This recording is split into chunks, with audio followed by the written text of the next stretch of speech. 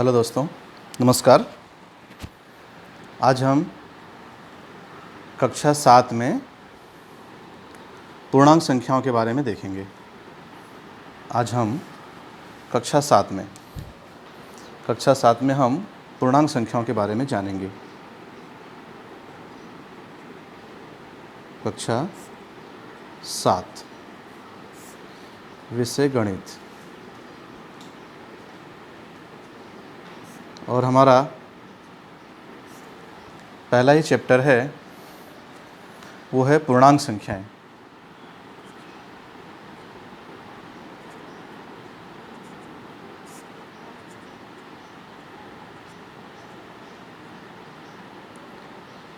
पूर्णांक संख्याएं। इस चैप्टर को शुरू करने से पहले मैं आप लोगों से कुछ बातें बता देना चाहता हूँ। देखो बच्चों, इस समय कोरोना महामारी के समय, इस दौरान जो सबसे बड़ी तकलीफ़ इस समय सहन करनी पड़ रही है वो हमारे उन विद्यार्थियों को, कि जो बच्चे इस समय पढ़ाई से बहुत दूर हो चुके हैं, उनके लिए कई महीनों से स्कूल आना या किसी अन्य बच्चों के संपर्क में आना मुश्किल हो गया है, और वे पढ़ाई से दूर ना हो जाएं, लगे रहें, इसलिए बार बार ये वीडियो मैं यहाँ स्कूल से बना रहा हूँ, जिसमें हिंदी माध्यम में पढ़ने वाले सभी बच्चों के लिए इस साहित्य को उपयोगी करने की कोशिश की गई है। आप सभी बहुत ही ध्यान से इसे देखना। ना समझ में आए तो अपने घर में माता पिता, बड़े भाई बहन अथवा तो अपने बड़ों से देखकर भी समझने की कोशिश करना। आप लोगों को कुछ ही समय में पुस्तकें उपलब्ध करा दी जाएंगी, जिसके उपयोग के द्वारा भी आप सभी अच्छे से अभ्यास कर सकते हैं। इसके साथ ही साथ दूरदर्शन के डीडी गिरनार चैनल पर, फ्री डिश में वंदे गुजरात चैनल पर गुजरात सरकार के द्वारा इसका प्रसारण नियमित रूप से किया जा रहा है, जिससे आप लोग समय समय पर देख करके लाभ उठा सकते हैं। वो सभी जानकारियाँ महत्तम रूप से वो गुजराती माध्यम में आएंगी, जिससे आप लोगों को सुनना है। भाषा सरल है, आप लोगों को समझना है, कंटेंट को समझना है, साथ ही साथ अपनी पुस्तक का अभ्यास करना है। यहाँ से जो वीडियो मैं बना करके आप लोगों के पास भेज रहा हूँ, उसका भी अभ्यास करना है, जिससे हम अपनी पढ़ाई को जारी रख सकें और इस कोरोना काल के अंदर भी हम सभी अच्छे से अपना काम कर सकें और अपने जीवन को आगे बढ़ा सकें। इसलिए कहीं भी रुकना नहीं है, किसी भी बहाने के साथ कि ऐसा है इसलिए हम ये नहीं कर सके। इसलिए आप लोगों को प्रयास करना है, मेहनत करना है और अच्छे से अच्छे ढंग से अपनी पढ़ाई को पूरी करना है। आज हम आप लोगों के सामने पूर्णांक संख्याएं कक्षा 7 के अंदर प्रथम जो चैप्टर है वो पूर्णांक संख्याओं के बारे में है। कक्षा 6 के अंदर आप लोगों ने पूर्ण संख्याएं, पूर्णांक संख्याओं के बारे में अध्ययन किया। पूर्णांक संख्याओं का एक बहुत बड़ा संग्रह होता है, जिसमें पूर्ण संख्याएं, ऋणात्मक संख्याएं सम्मिलित होती हैं। धन पूर्णांक, ऋण पूर्णांक, ये सभी संख्याएं पूर्णांक संख्या में आ जाती हैं। साथ ही साथ ऋणात्मक संख्या और धनात्मक संख्या, हम सभी धनात्मक संख्या के बारे में तो अच्छी तरह से जानते हैं। उसका जोड़, घटाव, गुणा ये अच्छी तरह से समझ सकते हैं, परंतु जब ऋण पूर्णांक संख्याएं आती हैं तो उसमें बहुत सी गड़बड़ियां हमारे बड़े बच्चे भी करते हैं। इसलिए बेसिक चीज़ है, जिसे आप लोगों को अच्छे से समझ लेना है। पहले जिस तरह से एक सामान्य सी बात है कि जो व्यक्ति इमारत बनाता है वह ऊपर की ओर जाता है, और जो कुआं खोदता है वह धीरे धीरे नीचे की ओर जाता है। इसी तरह से यदि हम एक संख्या रेखा यहाँ पर बनाते हैं और इस संख्या रेखा के अंदर यदि हम जीरो को उद्भव बिंदु मान लें, अर्थात हमने इसे ज़मीन बना लिया और जीरो से दाहिनी तरफ इसे दाहिना हिस्सा कहेंगे, ये दायां भाग है और ये बायां भाग है।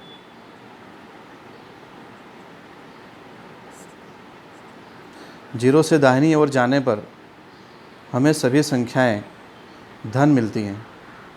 अर्थात जिस तरह से हम इमारत बनाने वाला व्यक्ति धीरे धीरे ऊपर की ओर जाता है और जीरो से बाईं ओर अगर हम जाएंगे तो हमें सभी ऋणात्मक संख्याएं प्राप्त होती हैं, ऋण संख्याएं प्राप्त होती हैं।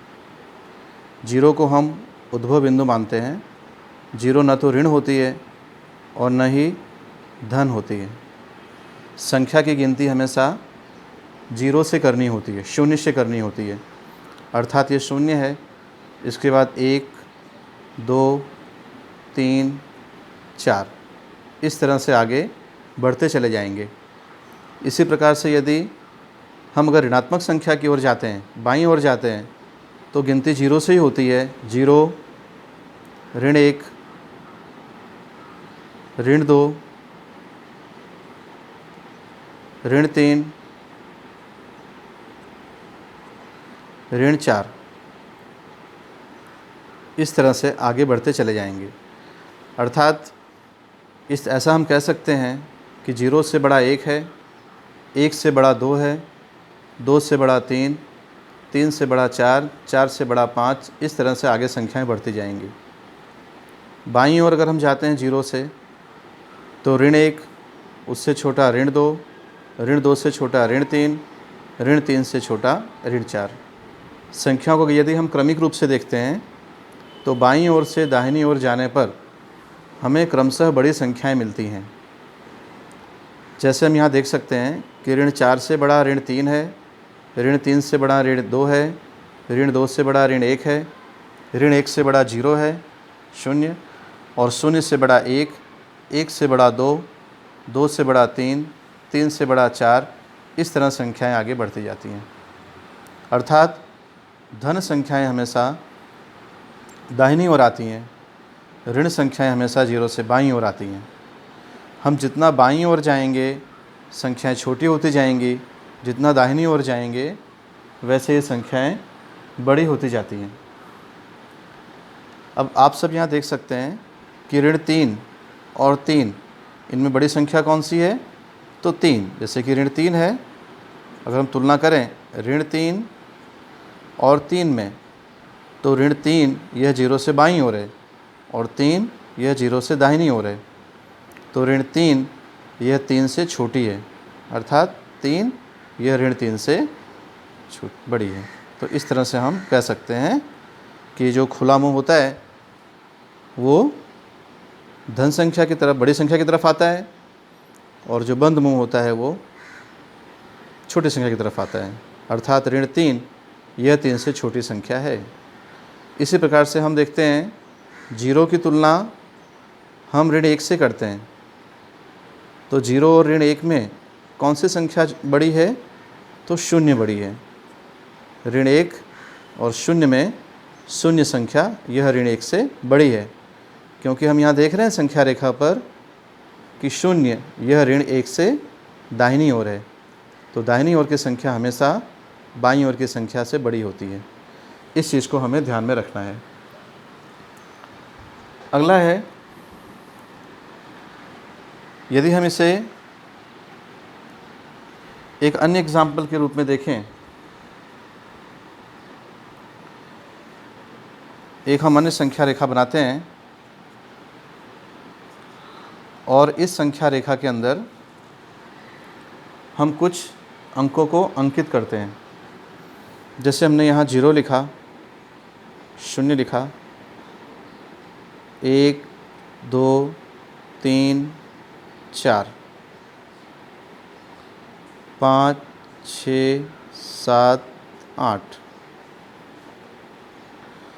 इस तरफ भी करते हैं। ऋण 1,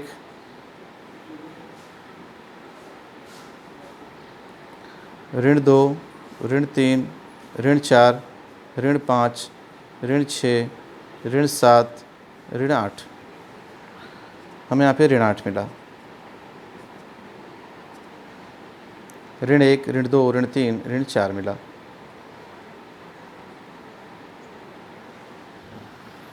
आप लोग यहाँ पे देख रहे हैं कि ऋणात्मक संख्या सभी 0 से बाईं ओर है और धनात्मक संख्या सभी 0 से दाहिनी ओर है। यदि हम इसे उतरते क्रम में लिखें,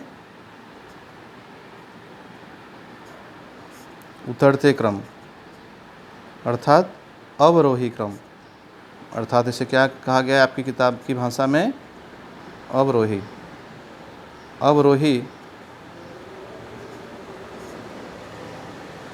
मतलब आपको बड़ी संख्या से छोटी संख्या लिखनी है। तो हम यहाँ देख रहे हैं संख्या रेखा पर जो सबसे बड़ी संख्या है वो कौन सी है? 8। उससे छोटी 4, उससे छोटी 0, 0 से छोटी ऋण 1, ऋण 1 से छोटी ऋण 4, ऋण 4 से छोटी ऋण 5। ये हमने उतरते क्रम में संख्याओं को लिखा है। दूसरा है, यदि हम इसे चढ़ते क्रम में लिखें, अर्थात छोटी संख्या से बड़ी संख्या की ओर लिखें, चढ़ते क्रम में जब संख्याओं को लिखते हैं, आरोही क्रम, आरोही अर्थात चढ़ते क्रम में हमें संख्याओं को लिखना है, तो हम किस तरह से लिखेंगे? जब संख्या को हम चढ़ते क्रम में लिखेंगे, आरोही क्रम में लिखेंगे, तो सबसे पहले छोटी संख्या आएगी। तो यहाँ हम देख रहे हैं कि छोटी संख्या कौन सी हमारे पास में है? सबसे छोटी संख्या ऋण 8 है। उससे बड़ी संख्या ऋण 4 है। ऋण 4 से बड़ी संख्या ऋण 1 है। ऋण 1 से बड़ी संख्या 0 है और 0 से बड़ी संख्या 4 है। 4 से बड़ी संख्या 8 है।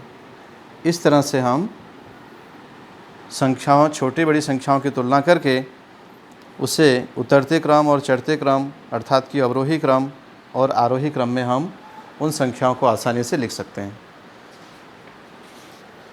अब यहाँ पर हम एक एक्सरसाइज करने जा रहे हैं।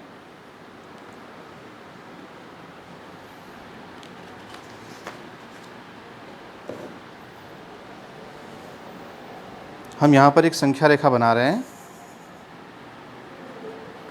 इस संख्या रेखा में हम यहाँ लिख रहे हैं A, B, C, D, E, F, G, H, I, J, K, L, M, N, O, P लिख सकते हैं, जिसके अंदर A, B, C, D, E, F, G, H, I, J, K, L, M, N, O, P। इस तरह हमने निर्देशांक संख्या रेखा पर दर्शा दिए हैं, जिसमें E और F के स्थान पर हम ऋण 3 और यहाँ पर ऋण 2 दर्शा देते हैं, जिससे आप लोग जान सकें कि उस चिन्ह पर हमने कौन सा अंक अंकित किया है। अब आप हमें बता सकते हैं कि F के स्थान पर ऋण 2 है और E के स्थान पर ऋण 3 है, तो G के स्थान पर क्या आएगा? ऋण 1 आएगा। H के स्थान पर क्या आएगा? 0 आएगा।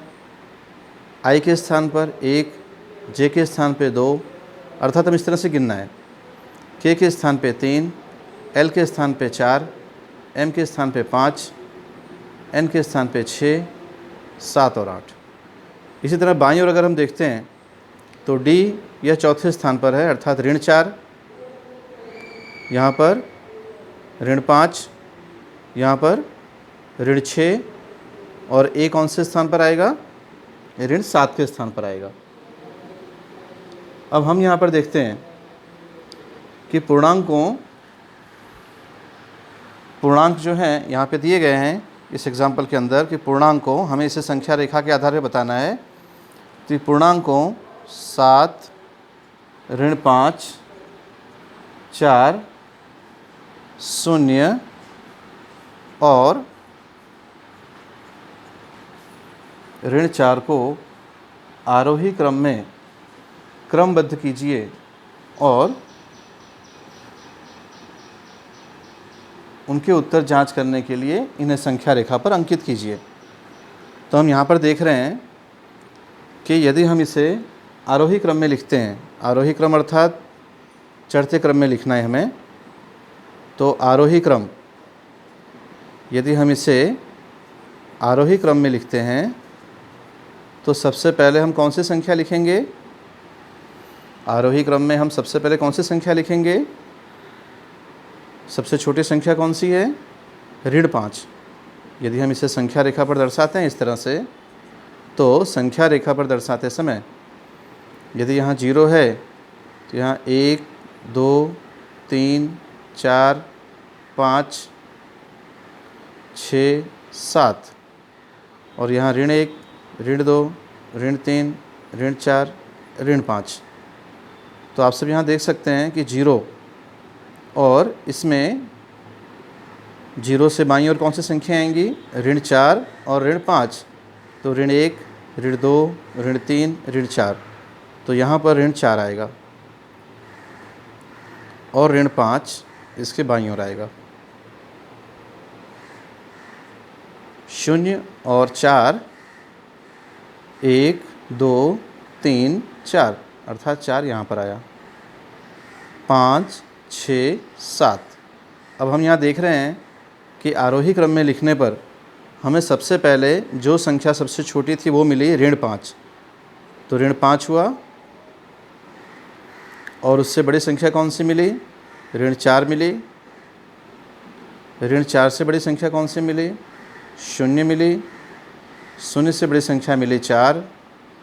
4 से बड़ी संख्या मिली 7। इस प्रकार से हमने इन संख्याओं को आरोही क्रम में लिखा। यदि हमें इसे अवरोही क्रम में लिखना हो तो अवरोही क्रम में लिखने के लिए सबसे पहले कौन सी संख्या लिखी जाएगी? जो संख्या सबसे बड़ी होगी। अवरोही क्रम में लिखने के लिए सबसे पहले आएगा 7, 7 से छोटा 4, 4 से छोटा 0, 0 से छोटा -4, -4 से छोटा -5। इस प्रकार से हमने इन संख्याओं को अवरोही क्रम में लिखा। ऋणात्मक संख्याओं को आरोही क्रम और अवरोही क्रम में हमने लिखा। ये आप लोगों ने जान लिया।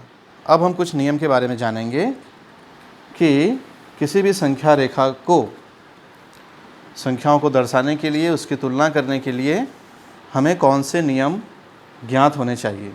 पहला है, एक धनात्मक पूर्णांक को जोड़ते हैं तो हम दाहिनी तरफ चलते हैं। संख्या रेखा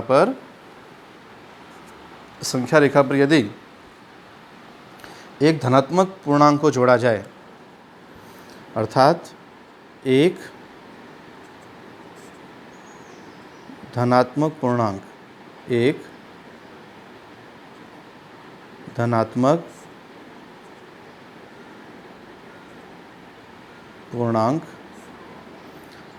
पूर्णांक को जोड़ते हैं। यदि हम एक धनात्मक पूर्णांक को जोड़ते हैं तो संख्या रेखा में किस तरफ जाएंगे? तो दाईं ओर चलते हैं। किस तरफ जाते हैं? तो दाईं ओर चलते हैं। आप लोगों को मैंने इससे पहले बता दिया संख्या रेखा पर कौन सा हिस्सा दाहिनी ओर होता है, कौन सा बाईं ओर होता है, क्योंकि बेसिक चीज़ें आप लोगों को पता होनी चाहिए। दाईं ओर चलते हैं, तो दाईं ओर चलते हैं। दूसरा नियम है, एक ऋणात्मक पूर्णांक को जोड़ते हैं तो बाईं ओर चलते हैं। अगर हम एक धनात्मक पूर्णांक को जोड़ते हैं तो दाईं ओर चलते हैं, लेकिन जब एक ऋणात्मक पूर्णांक एक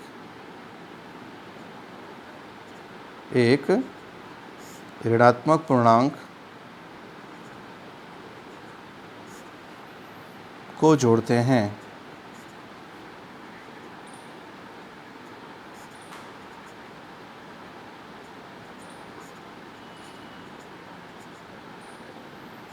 तो संख्या रेखा में हम बाईं ओर चलते हैं, बाईं ओर चलते हैं।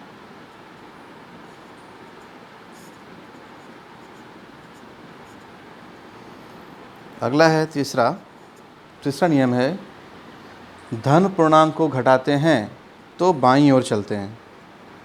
यदि एक धन पूर्णांक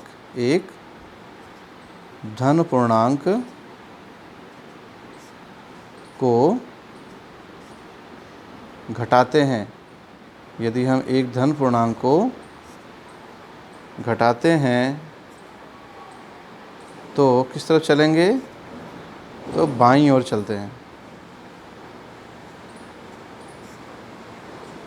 बाईं ओर चलते हैं। एक धन पूर्णांक को घटाते हैं तो हम बाईं ओर चलते हैं। अगला, और यदि हम ऋण पूर्णांक को घटाते हैं, ऋणात्मक पूर्णांक अर्थात कैसा, जब हम एक ऋणात्मक पूर्णांक को घटाते हैं, यदि हमें एक ऋणात्मक पूर्णांक को घटाते हैं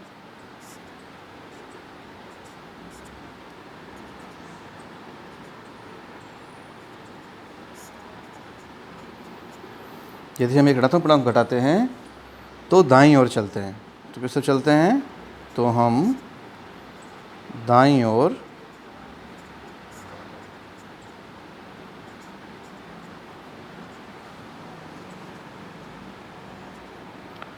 चलते हैं।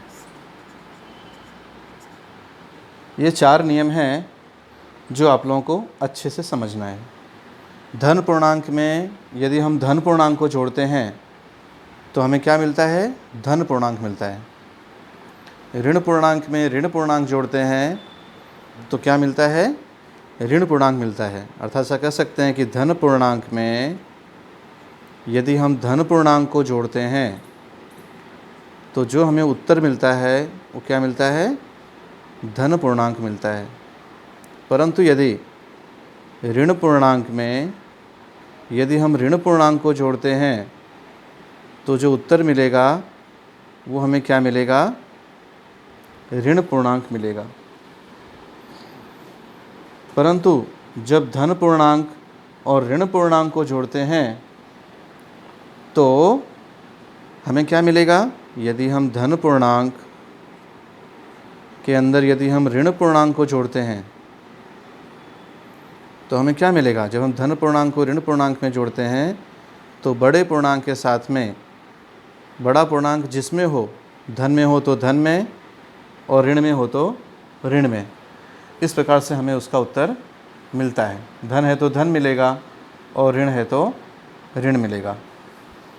अर्थात हम ऐसा कह सकते हैं कि यदि हम ऋण पूर्णांक, धन पूर्णांक और एक ऋण पूर्णांक को जोड़ते हैं तो सबसे पहले उनका अंतर लेते हैं।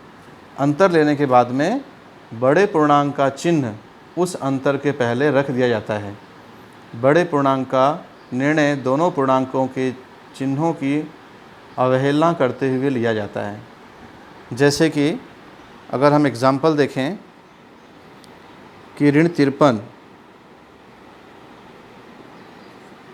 और धन 17, इस तरह से हमने यहाँ पर एक ऋण पूर्णांक को धन पूर्णांक के साथ में लिखा है। धन पूर्णांक के पहले निशान रखने की आवश्यकता नहीं है। तो यहाँ हम क्या करेंगे, सबसे पहले दोनों विरोधी चिन्ह हैं, विरोधी पूर्णांक, अर्थात ऋण 53 है और धन 17 है। तो यहाँ हम दोनों का अंतर ज्ञात करेंगे, अर्थात 53 और ऋण 17। हमें कितना मिला, 13 में से 7 निकालो तो 6 और 4 में से 1 निकालो तो 3, 36 मिला। अर्थात 36 हमें इसका अंतर हमें कितना मिला, 36। तो 36 उत्तर मिलने पर हम यहाँ देख रहे हैं कि जो 53 है और 17, ऋण पूर्णांक और धन पूर्णांक को भूल जाना है, 53 और 17 को ध्यान में लेना है। तो यहाँ पे क्या हो रहा है कि 53 बड़ा है और 17 छोटा है, लेकिन 53 के साथ में कौन सा निशान लगा हुआ है, ये कौन सा है, ऋण पूर्णांक है। इसलिए जो हमारा उत्तर आया वो उत्तर हमें ऋण पूर्णांक में लिया जाएगा। अर्थात ऋण 53 और 17, अर्थात एक ऋण पूर्णांक है, एक धन पूर्णांक है, जोड़ने पर जो बड़ा पूर्णांक था ऋण था, इसीलिए हमारा उत्तर ऋण पूर्णांक में आएगा। इसी प्रकार से अब हम देखते हैं एक दूसरे की विलोम संख्याएं। हमें पता है कि धन संख्या का विलोम क्या होता है, ऋण। यदि हम ऐसा देखें कि एक 10 है तो 10 का विरोधी क्या होगा, ऋण 10। ये 10 है तो 10 की विरोधी संख्या, विरोधी 10 की विरोधी संख्या हम देखें तो 10 की विरोधी हमें क्या मिलेगी, ऋण 10। इसी प्रकार ऋण 10 की विरोधी क्या मिलेगी, ऋण 10 की विरोधी हमें क्या मिलेगी, 10 मिलेगी। इसी प्रकार 76 धन पूर्णांक है तो उसका विरोधी हमें क्या मिला, ऋण 76 मिला। और ऋण 76 का विरोधी क्या मिलेगा हमें, 76, मतलब धन 76 मिलेगा। इस प्रकार से धनात्मक संख्या की विरोधी हमें ऋणात्मक संख्या प्राप्त होती है और ऋणात्मक संख्या की विरोधी धनात्मक संख्या प्राप्त होती है। अब हम आगे देखते हैं।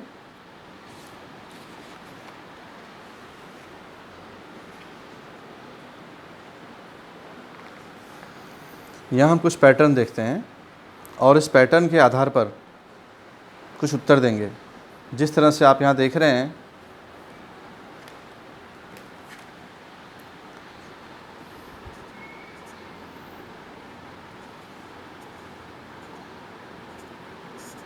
कुछ पैटर्न हम देख लेते हैं। 7 है, 3 है, ऋण 1, ऋण 5, इसके बाद क्या आएगा ये आपको बताना है। आप देख रहे हैं यहाँ पर कि 7 और 3, इसमें कितना अंतर है, 4 का अंतर है। 6, इसके बीच कौन सी संख्या आ रही है, 7 और 3 के बीच की संख्या है वो 6 है, 5 है, 4 है। अर्थात 3 संख्या इनके बीच में आती हैं और फिर 3 आता है। इसी प्रकार से 3 और ऋण 1 के बीच कौन कौन सी संख्या आ रही हैं,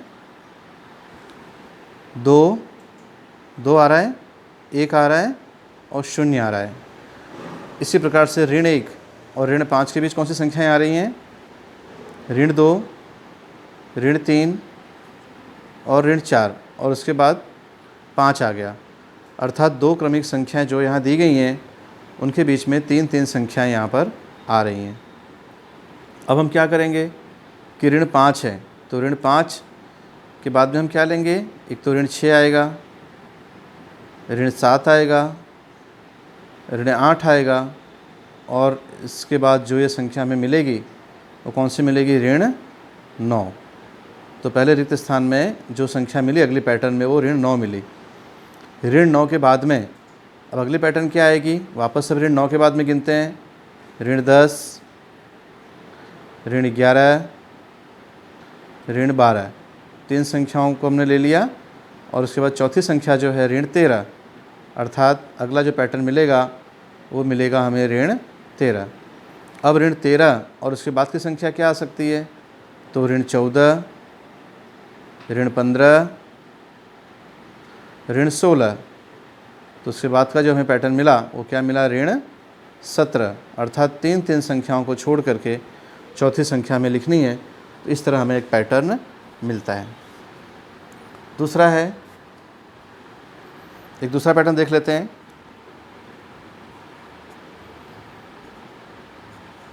दूसरा पैटर्न देखते हैं, ऋण 2, ऋण 4, ऋण 6, ऋण 8। अब इसके बाद का पैटर्न क्या होगा ये हमें समझना है। तो ऋण 2 और ऋण 4, इनके बीच में कितना अंतर आ रहा है? एक संख्या आ रही है ऋण 3 और फिर तुरंत ऋण 4 आ गया, एक संख्या का अंतर है। फिर यहाँ भी ऋण 4 और ऋण 6, बीच में क्या आ रहा है? ऋण 5।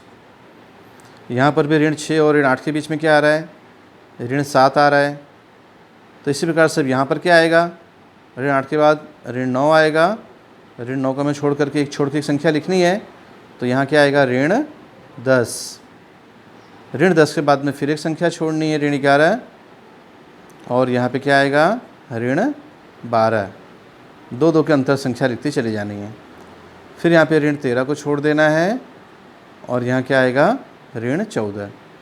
इस प्रकार से हमारा नया पैटर्न मिला, ऋण 2, ऋण 4, ऋण 6, ऋण 8। और उसके बाद की जो संख्या मिलेंगी ऋण 10, ऋण 12 और ऋण 14। अब तीसरा उदाहरण देखते हैं। तीसरा उदाहरण दिया है 15, इस पैटर्न को देखते हैं। 15, 10, 5, 0। अब इसके बाद में कौन से पैटर्न आएंगे वो हम देख लेते हैं। 3 संख्याएं लिखनी है। तो यहाँ आप देख रहे हैं 5 का अंतर आ रहा है। 15 में से 14, 13, 12, 11, अर्थात 4 संख्याएं कम करने पर हमें 10 मिला। इसी प्रकार से 10 के बाद फिर 5 आ रहा है, अर्थात फिर से हमें 5 संख्या कम करनी है। 9, 8, 7, 6 और ये 5 आ गया। इसी प्रकार से 5 के बाद देखते हैं वापस 4, 3, 2, 1 और 0 आ गया। और वापस हम 4 का गिनती करनी है। तो 0 है तो क्या आएगा? 0 है तो क्या आएगा? यहाँ पर हम यहाँ देख सकते हैं 0 है तो ऋण 1, ऋण 2, ऋण 3, ऋण 4 और यहाँ क्या मिलेगा हमें? ऋण 5 मिलेगा। इसी प्रकार इसके बाद देखते हैं ऋण 6, ऋण 7, ऋण 8, ऋण 9। तो क्या मिला? ऋण 10। फिर से हमें करना है अंतर, ऋण 11, ऋण 12, ऋण 13, ऋण 14। तो क्या मिला हमें? ऋण 15। तो इस प्रकार से हमें अगली संख्याएं प्राप्त हुई 5 के अंतर से। अगला एक उदाहरण और देख लेते हैं, चौथा उदाहरण जो आपकी पुस्तक में दिया हुआ है कि ऋण 11 है और ऋण 8 दिया है, ऋण 5 है, ऋण 2, डैश डैश और डैश।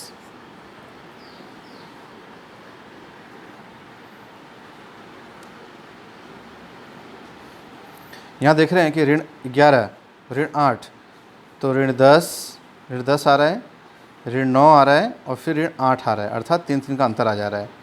अर्थात 9, 10 माइनस करना है, ऋण 8, ऋण 7, ऋण 6 और 5 आ गया। सेम ऐसे ही यहाँ से ऋण 4, ऋण 3 और ऋण 2 आ गया। तो इसके बाद अगला पैटर्न क्या होगा? यहाँ पर ऋण 2 के बाद में ऋण 1, 0 और यहाँ क्या मिलेगा हमें? 1 मिलेगा। इसी प्रकार यहाँ पर देखिए 2, 3 छोड़कर यहाँ क्या मिलेगा? 4 मिलेगा। 5, 6 और यहाँ क्या मिलेगा हमें? 7। जिस तरह से यहाँ ऋण 11 था तो ऋण 10, ऋण 9, 2 के बाद में हमें कौन सी संख्या मिली? ऋण 8। इसी प्रकार से यहाँ पे देखते हैं, मतलब 3 3 को हमें यहाँ पर अंतर यहाँ पे लिया जा रहा है। ऋण 8 है तो ऋण 9, ऋण 7, ऋण 6 और ऋण 5 मिल गया। इसी प्रकार से ऋण 4, ऋण 3 और ऋण 2 मिल गया। ऋण 1, 0 और 1 मिल गया। फिर 1 के बाद में हम देख रहे हैं संख्या बढ़ती चली जा रही है। यहाँ 2, यहाँ 3 और 4, 5, 6 और 7। इस प्रकार से ये पैटर्न हमने देखे। अब आपको यहाँ पर देखना है हमारे स्वाध्याय के अंदर जो प्रश्नावली 1.1 है, अब इसका अभ्यास हम करेंगे। प्रश्नावली 1.1 के अंदर यहाँ पे दिया हुआ है किसी विशिष्ट दिन विभिन्न स्थानों का तापमान को डिग्री सेल्सियस में दर्शाया गया है, जिसे संख्या रेखा पर दर्शाया है। इसे हमें संख्या रेखा पर दर्शा करके प्रश्नों के उत्तर हमें देने हैं। तो संख्या रेखा मैं यहाँ बना रहा हूँ।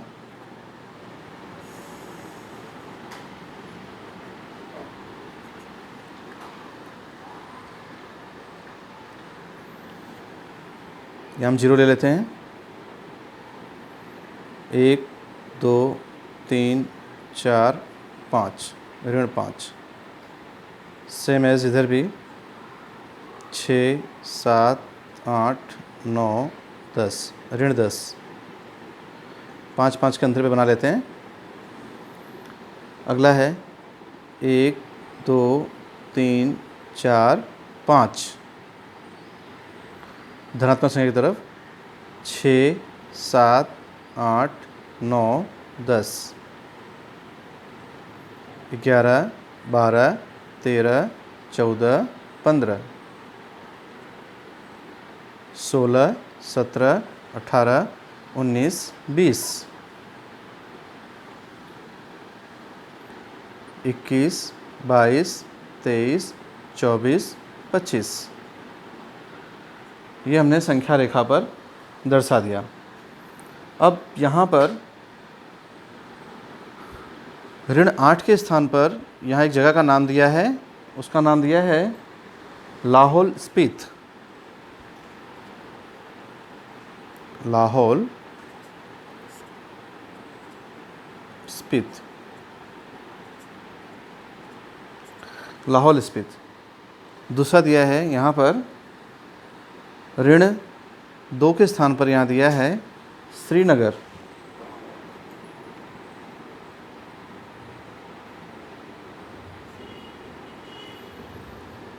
और 5 पे दिया हुआ है शिमला। ये कुछ शहरों के नाम दिए गए हैं जो हमारे देश के ठंडे शहर हैं, जहाँ का अलग अलग तापमान है। लाहौल स्पीति, श्रीनगर, शिमला और ऊटी। यहाँ दिया है हमें ऊटी। ऊटी और यहाँ दिया है बेंगलोर।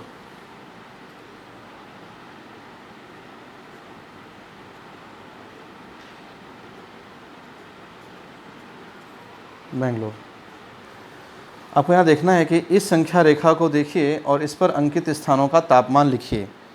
अब सबसे पहले हम तापमान लिखते हैं, तो हम तापमान देख लेते हैं। 0 डिग्री है, 0 से बाईं ओर जाने पर ऋण 1 डिग्री, ऋण 2 डिग्री, ऋण 3, ऋण 4, ऋण 5, ऋण 6, ऋण 7, ऋण 8, ऋण 9 और ऋण 10। और दाहिनी ओर जाने पर 1 2 3 4 5 6 7 इस तरह से तापमान बढ़ रहा है और बाईं ओर जाने पर तापमान घट रहा है। तो सबसे पहले जो हमारा शहर है वो है लाहौल स्पीति। तो जो लाहौल स्पीति है वहाँ का तापमान क्या होगा, ये हम संख्या रेखा पर पूर्णांकों का अभ्यास करके जान सकेंगे कि लाहौल स्पीति का तापमान कितना होगा। तो हम यहाँ देख रहे हैं कि लाहौल स्पीति ये 0 से बाईं ओर है और कितनी इकाई पर है, तो 1 2 3 4 5 6 7 8, ऋण 8। अर्थात लाहौल स्पीति का जो तापमान है वो ऋण 8 डिग्री सेल्सियस है। दूसरा शहर है हमारा श्रीनगर। आप लोग देखिए कि श्रीनगर का तापमान कितना है। तो श्रीनगर का तापमान है 0 से बाईं ओर है अर्थात ऋणात्मक है, ऋण 1 ऋण 2 अर्थात ऋण 2 डिग्री सेल्सियस है। ये है श्रीनगर का तापमान। अगला तापमान है शिमला का तापमान है। शिमला के अंदर शिमला का तापमान क्या यहाँ दिया हुआ है, 5 डिग्री सेल्सियस। आप लोग देख सकते हैं संख्या रेखा पर 5 डिग्री सेल्सियस तापमान शिमला का है, जिसे हम यहाँ लिखेंगे 5 डिग्री सेल्सियस। चौथा शहर है हमारा ऊटी।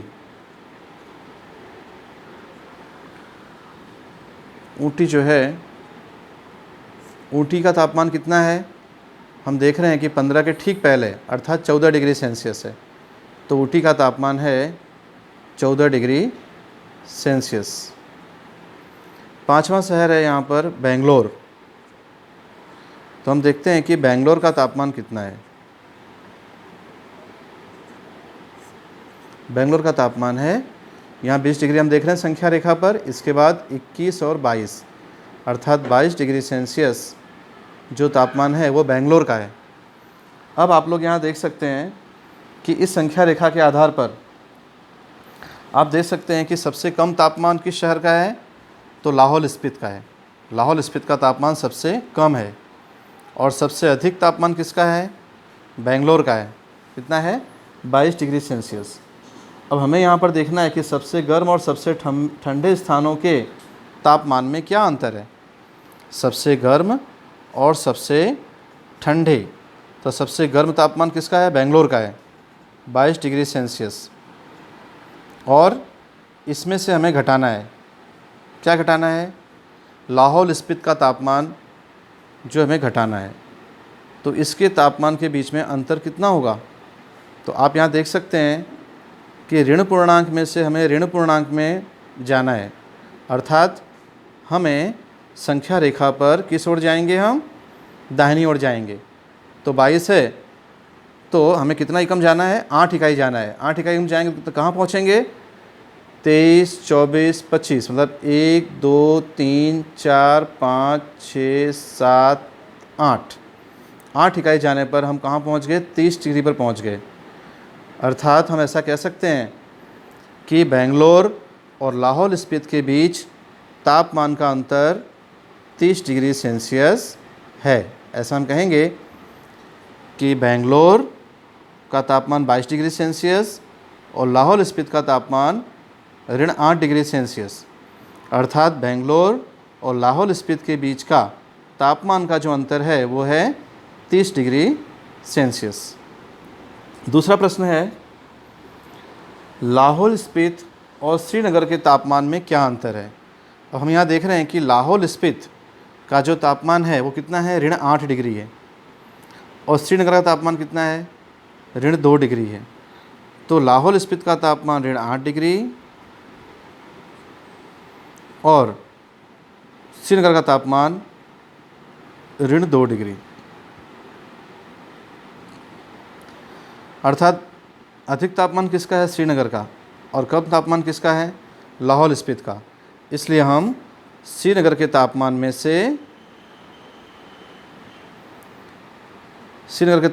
से हम लाहौल स्पीति के तापमान को घटाएंगे, क्योंकि लाहौल स्पीति का तापमान कम है और श्रीनगर का तापमान अधिक है। हम देख चुके हैं कि हमें बड़ी संख्या में से छोटी संख्या को घटाना है।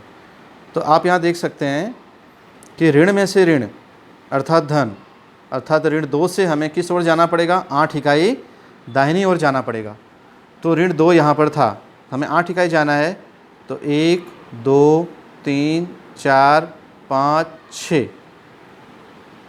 7 और 8, तो हम यहाँ पर पहुँच गए। तो ये जो है संख्या रेखा पर ये 6 लिखा हुआ है, अर्थात इनके बीच का जो अंतर हुआ वो 6 डिग्री सेल्सियस हुआ।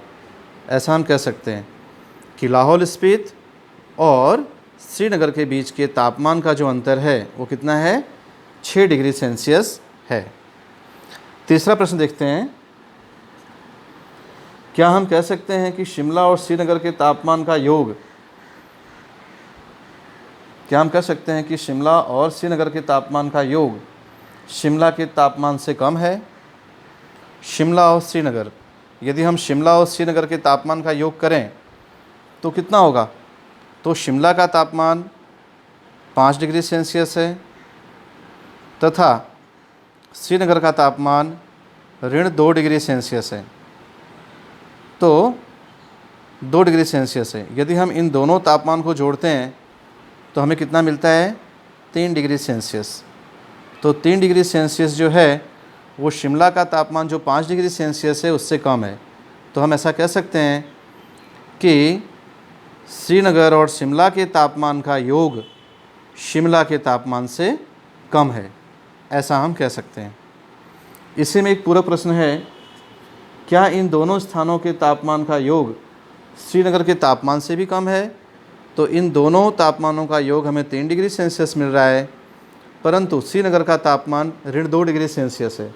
अर्थात हम ये कह सकते हैं कि इन दोनों शहरों के तापमान का योग श्रीनगर के तापमान से अधिक है, ऐसा हम कह सकते हैं।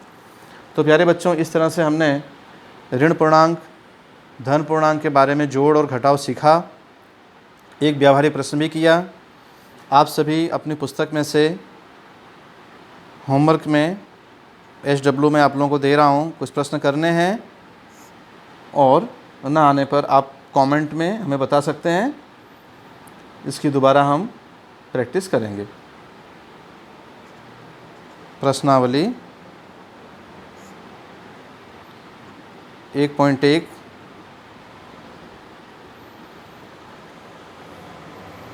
Page number